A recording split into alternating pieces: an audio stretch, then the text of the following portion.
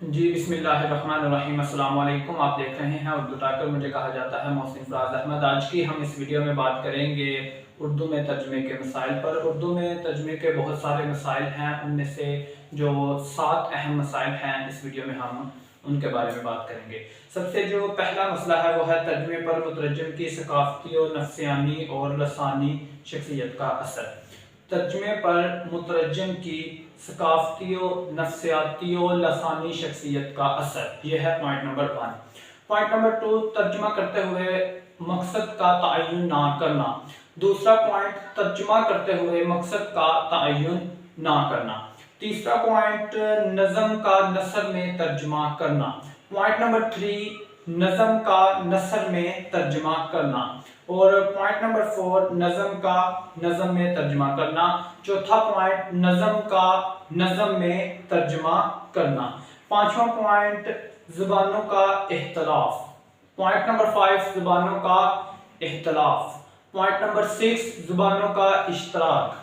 छठा पॉइंट, ज़ुबानों का इश्तराक। सातवां पॉइंट, ज़ुबानों का हम पल्ला ना होना।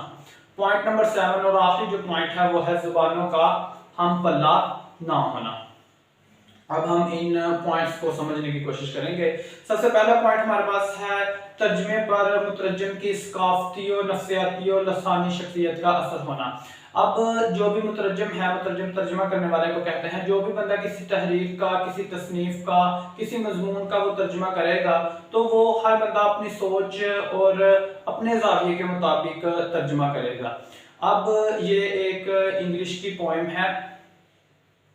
ये अंधी लड़की होती है, वो फूल बेचती है। ये पोएम का जो है ना वो टॉपिक है। ये मैं आपको 2 तस्वीरें दिखाता हूँ। ये आप देखिएगा कि इसका तर्जुमा मौलाना मोहम्मद हुसैन आजाद ने किया। उन्होंने किस तरह से किया है, इसके अलावा दूसरे लोगों ने इसका तर्जुमा किस तरह किया। ये आपके सामने तस्वीर है, ये आप देखें मौलाना मोहम्मद हुसैन आजाद ने इसी शेर का, इंग्लिश के इस शेर का तर्जुमा ये देखें क्या किया है।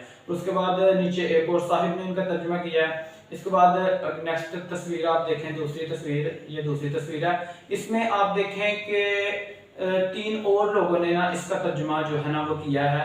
तो सब ने तर्जुमा अलग अलग किया है, यानी बात एक ही है, उसका जो सोच है, जो ख्याल है वो एक ही है, लेकिन तर्जुमा करने का लिहाज पांचों का जो है वो अलग अलग है। इसका मतलब ये है कि जो मुतरजम होता है उसकी जो सकाफती और लसानी और नफ्सियाती शख्सियत है वो तर्जमे पर असर अंदाज ज़रूर होती है, जो कि हमारा ये पहला पॉइंट है। इसमें आप ये अशार भी लिख सकते हैं और ये पॉइंट मेरे ख्याल से आप समझ गए होंगे जी। तो इसके बाद पॉइंट नंबर 2 है तर्जमा करते हुए मकसद का तयन ना करना। उर्दू तराजम में जो मसाइल हैं उनमें से एक बहुत बड़ा मसला ये भी है कि तर्जमा करते हुए मकसद का तयन नहीं किया जाता। जब भी हम तर्जमा करते हैं तो हमारा कोई ना कोई मकसद होता है। अदबी तर्जमा जब किया जाता है उसके 2 मकसद होते हैं। पहला मकसद होता है इल्मी, इल्म को एक जगह से दूसरी जगह मुंतकिल करना। अदबी तर्जमे का जो पहला मकसद, 2 मकसद होते हैं, एक इल्मी जिसे हम मक्तबी भी कहते हैं, और दूसरा जो मकसद होता है वो खालस अदबी मकसद होता है तर्जुमा करने का, जिसे हम तहरीकी तर्जुमा भी कहते हैं। दूसरा मसला है कि तर्जुमा करते हुए मकसद का तयन नहीं किया जाता।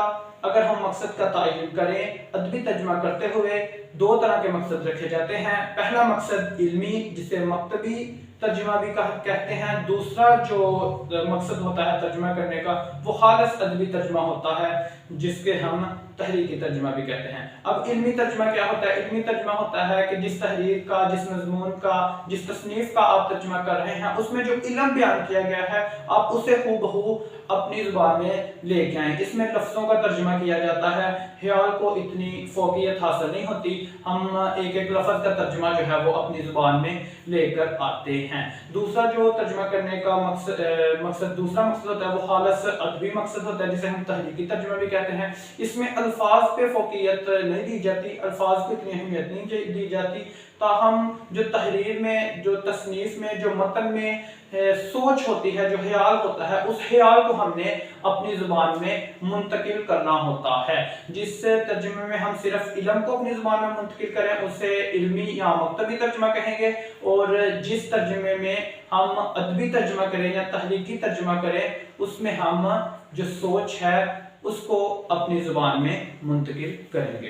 अब पॉइंट नंबर 3, नज़म का नसर में तर्जुमा। अब उर्दू में तर्जुमा करते हुए ये भी एक बहुत बड़ा मसला है कि नज़म का जब आप तर्जुमा करते हैं नसर में, तो नज़म एक अलग सिनफ है, नसर एक अलग सिनफ है। इधर सिनफी टोटल सारी की सारी जो है वो तब्दील हो जाती है, जिसकी वजह से बहुत सारे मसाइल का सामना करना पड़ता है। अब अगर आप कोई नज़म पढ़ें उसमें मौसीकी होगी, जब आप नज़म का नसर में तर्जुमा करेंगे तो मौसीकी तरन्नुम बिल्कुल खत्म हो जाएगा।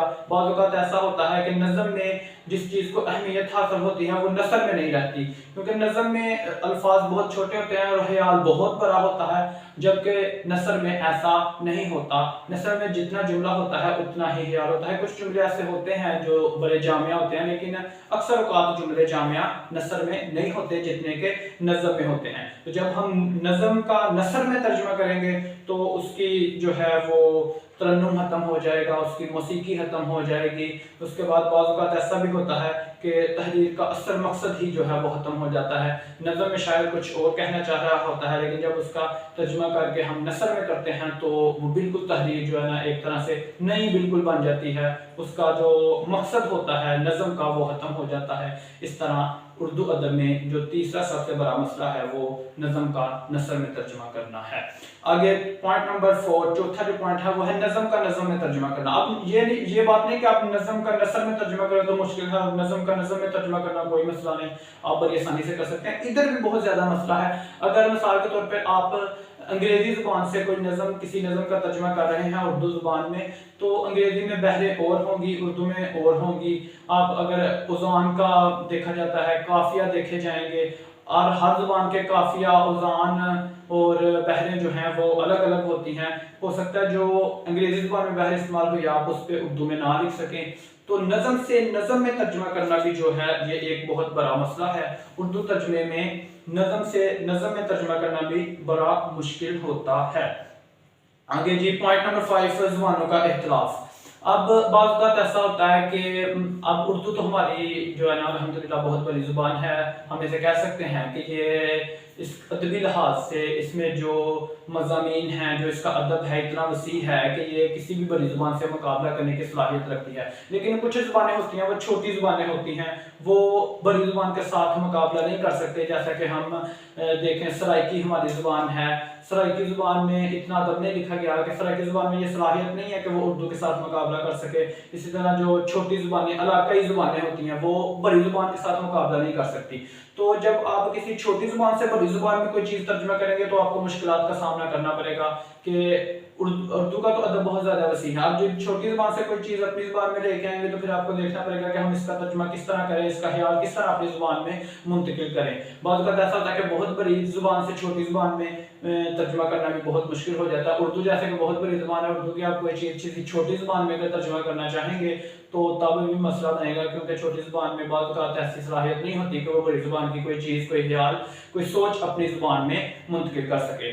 तो ये पॉइंट नंबर 5 था कि ज़ुबानों का इख्तिलाफ भी जो है वो उर्दू तर्जुमे में एक बहुत बड़ा मसला है। पॉइंट नंबर 6 से छठा पॉइंट है ज़ुबानों का इश्तराक। अब बाज़ औक़ात ऐसा होता है कि दोनों ज़ुबानें आपस में मिल रही होती हैं। अब मिसाल के तौर पे अंग्रेजी है और उर्दू है, ये दोनों जो है ना हम इनको कह सकते हैं कि ये एक दूसरे के मुकाबले की ज़ुबानें हैं। तो दोनों जब ज़ुबानें जो हैं वो मुश्तरक हों, एक जैसी हों, तो फिर ये भी एक बहुत बड़ा चैलेंज होता है कि आप एक ज़ुबान की सोच दूसरी ज़ुबान में किस तरह मुंतकिल करें, क्योंकि ये नहीं आप कह सकेंगे, इधर आपके पास इजाज़ नहीं होगा कि ये ज़ुबान मुकाबले की ज़ुबान नहीं थी। दोनों ज़ुबानें जो हैं वो एक जैसी होंगी, दोनों ज़ुबानें मुश्तरक हैं, दोनों में इश्तराक पाया जाता है। तो ये भी एक मुतरज्जिम के लिए इम्तिहान होता है कि वो अपने मुकाबले की ज़ुबान को किस तरह अपनी ज़ुबान में मुंतकिल करता है, सोच को किस तरह अपनी ज़ुबान में लेके आता है। बाज़ औक़ात जुमलों की बनावट में फ़र्क आ जाएगा। बाज़ औक़ात मिसाल के तौर पर अगर हम देखें तो उर्दू में जुमले की बनावट और है, फ़ेल फ़ाइल मफ़ूल, ये अंग्रेज़ी में और है। तो इस तरह जो है ना वो अगर दोनों ज़ुबानें मुश्तरक हों तो बहुत आपको मुश्किलात का सामना करना पड़ सकता है उर्दू तर्जुमे में। आगे 7वां और आखिरी पॉइंट है कि ज़ुबानों का हम पल्ला ना होना। अब बहुत सारी ज़ुबानें होती हैं जिनके पास ज़हीरा अल्फाज जो है वो मौजूद होता है। बहुत सारी ऐसी ज़ुबानें होती हैं जो एक ही लफ्ज़ को बहुत जगह जो है ना वो बोला जाता है, एक लफ्ज़ के जो है वो 5-6 जो हैं मतलब होते हैं। तो जो है जब ज़ुबान हम पल्ला नहीं होती तो तब भी मुतरज्जिम को तर्जुमा करने वाले को बहुत सारी मुश्किलात का सामना करना पड़ सकता है। जैसे कि मिसाल के तौर पे आप लफ्ज़ एक वाट बोला जाता है इसमें पंजाबी में, तो जब किसी के पेट में दर्द हो वो भी उसको वो बोलेगा कि वाट, मतलब पेट में दर्द के लिए बोला जाता है। फिर अगर वो चारपाई का जो ओवन होता है उसको वो जब बनाते हैं तो उसको भी पंजाबी में बोला जाता है कि वाट रहे हैं, मतलब वान वाट रहे हैं। तो इसके अलावा बोला जाता है सवैयाँ जो बनाई जाती हैं पंजाबी में, तो अक्सर पंजाबी बोलने वाले कहते हैं कि हम ना सेवियाँ वटन दें। तो कुछ बहुत सारी, जैसे मैंने एक मिसाल दी है, इस तरह की बहुत सारी मिसालें हैं कि एक ज़ुबान में ना एक लफ्ज़ के बहुत सारे मतलब होते हैं, जबकि दूसरी ज़ुबान में एक जुमले के लिहाज से अगर एक ज़ुबान में वाट का एक मतलब है तो उधर आके मतलब दूसरी ज़ुबान में तब्दील हो जाएगा, फिर दूसरी जगह जुमले में उधर नया लफ्ज़ होगा दूसरी ज़ुबान में। तो इस तरह जो है ना वो ज़ुबानों का हम पल्ला ना होना भी जो है ना उर्दू तर्जुमे में एक बहुत बड़ा मसला है। तो उम्मीद है आपको समझ आ गई होगी। अगर आप चैनल पर नहीं हैं तो चैनल ज़रूर सब्सक्राइब कीजिएगा। वीडियो देखने का बहुत शुक्रिया। फ़ी अमान अल्लाह।